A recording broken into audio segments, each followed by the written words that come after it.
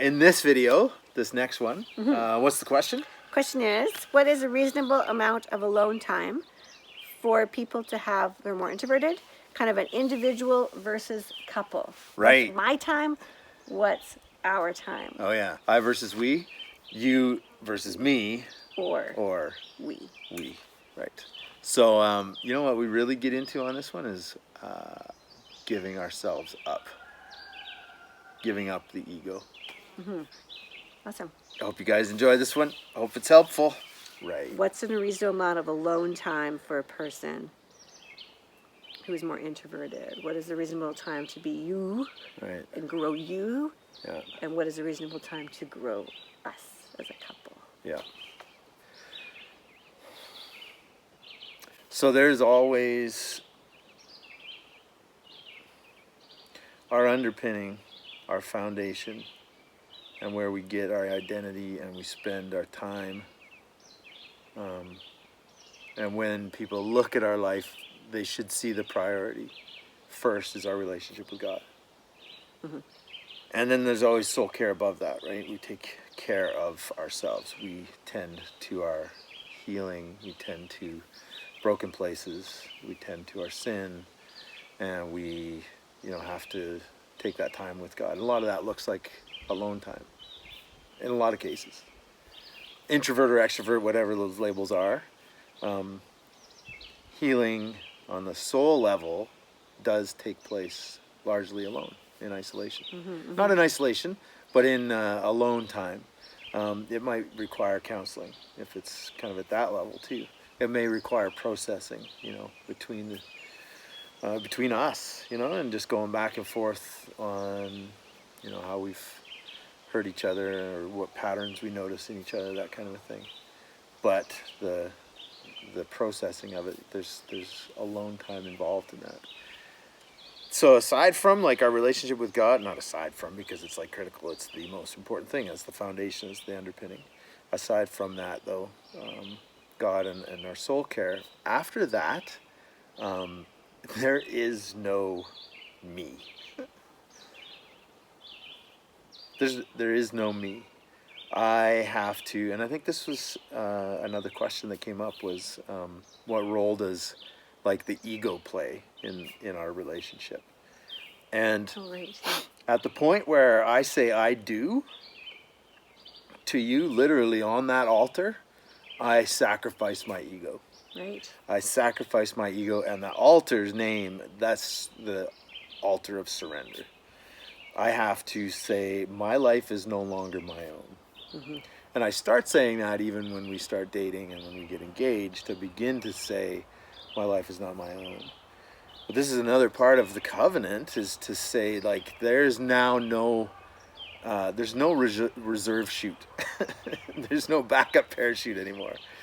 This is it. I am now all in, and my life is no longer mine. And I will now lay my life down for you and for my kids. Wow. And once I've laid down my life for me and for my kids, you keep doing that. We have kids now from, she's going to be 11, all the way to 24. And so we are still laying down our lives for our adult children. It just doesn't seem to end. This is as far as we can kind of speak right now, right? Yep. We still lay down our lives and sacrifice for our kids.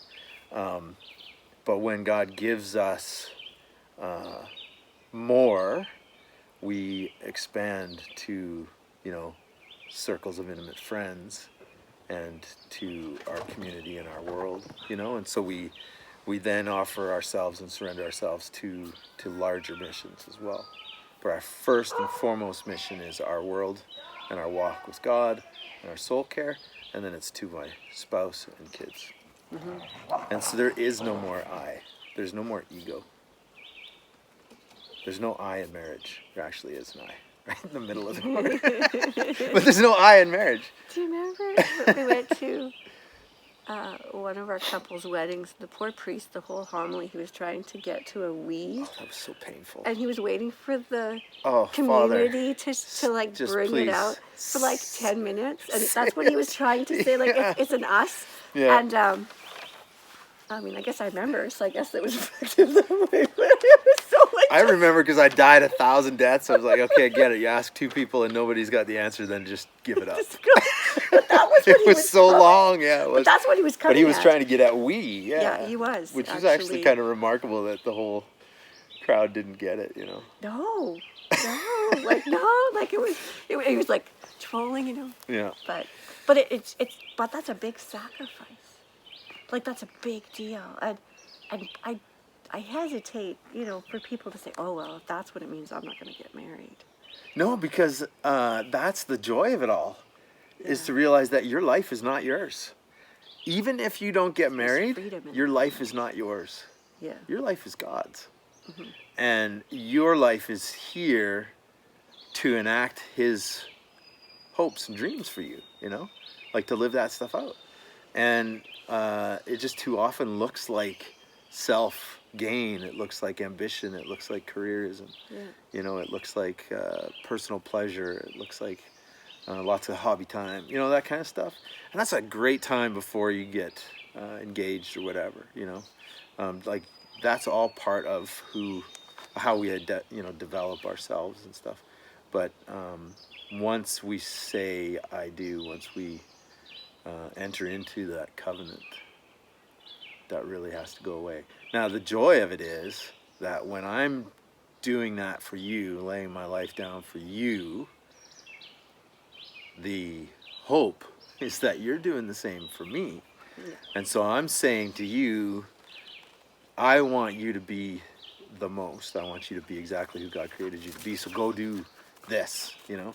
This is going to be part of becoming for you. And I am all for that. Hey, buddy. Okay, good girl. Go. Yeah. Go. And so then it's not like you never do your hobbies.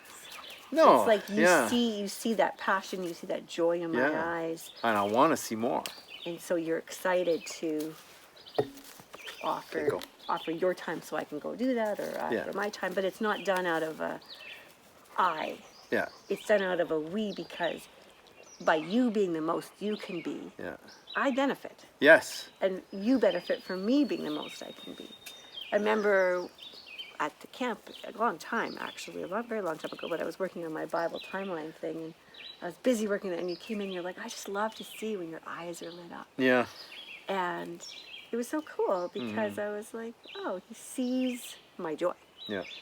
And you want to see my joy. I want I to see wanna your see joy. your You joy. want to see mine. That's right. Yeah. And so then you offer, I'm sacrificing, I guess, my time, or you're sacrificing your time. But then you also have, it's not an I versus you versus me, right? No. Like it's a we. And there's, I like what you said, because there's a freedom in that, because it's not all up to me. It's not that I'm on this mission of, I need to battle this. I need to, I need to juggle this. It's like you're not juggling, because if you're both working to love each other Yeah. and give the fullness to each other, then you're working together. Yeah. And yeah, and you become more full, because sometimes I can see things in you that maybe you can't see, Yeah. or vice versa. And so you can bring out those best versions Yeah. of each other. Yeah, and otherwise, when you come into it, and like I get it, there's the press of the world to make sure you have, you know, like your separate lives and separate bank accounts and stuff like that, you know, and prenuptial agreements and all that kind of stuff. But when you let that stuff dissolve, if you don't let that stuff dissolve, what it can become is, you had your time, now I need mine, right? And you begin to keep score. Tit for tat. Yeah, you're like, oh, she spent 3 days away with her girlfriends. I guess my hunting trip is a go. Like, obviously, you know, and she spent 3 days, so I'm gonna spend 3 days, right? And it's such a bottomless pit to try and operate that way, because eventually someone's gonna feel slighted. Well, you just finished. You just did that. You were just gone. Like, you just had your time. You know, you just got to do your Where's thing. your time? That's Right. the That's trick. right. Yeah. Whereas it's this is life-giving Yeah. for you. Or when I'm saying, yeah, there is no concept of my time. Even though there is, like I have my time, but you give it to me freely. You give that to me, and I try to give that to you. It's like an attitude. Yeah. It's like it's almost like not even like this, like shifting in your seat, but a whole different carpet. Like you're on a different Yeah. plane. Versus it's a we versus a I versus Yeah, you versus me. yeah. Like it's a shift, and that does happen. I think you slowly move into that in your dating, engagement, Yeah. marriage, but then you learn to live it in your marriage. Gary Thomas said that when you get married to somebody, typically it's usually for selfish reasons. I remember reading that, being very disruptive, and saying, I didn't get married because I was selfish. I am totally But- selfless. But, I realize like, I don't want to be alone. He gives me, Yeah. Provides me security. whatever. Yeah, makes me feel better makes me about feel myself. loved, Yeah. It's selfish. It's all selfish. Sure. And then you spend the next, God willing, 50 years of your Yeah. marriage learning that it's not about you and us. Yeah. It's about selfless love. Yeah. It's about giving yourself up and being a training ground for selfless love, Yeah. which is why marriage is looked at as being a reflection of Christ, because you are learning how to be selfless, to have unconditional love. It's the best example of unconditional love that we have on earth to mirror and image the Father, Son, and Holy Spirit relationship. And that's why it's so sacred. That's why it's so powerful, and that's why the sex part of it is so powerful, because it's that ultimate image. That's why it's supposed to be reserved for marriage. Which I just think is such a, when I read that and heard that, it was like, because I never learned that. Yeah. I never learned that growing up. No, she's talking about this stuff, right? It was a do not. It Yeah. wasn't a, this is why it's so special. Yeah. This is why it's so awesome. Yeah, it was don't, and if you do, you better get the confession fast.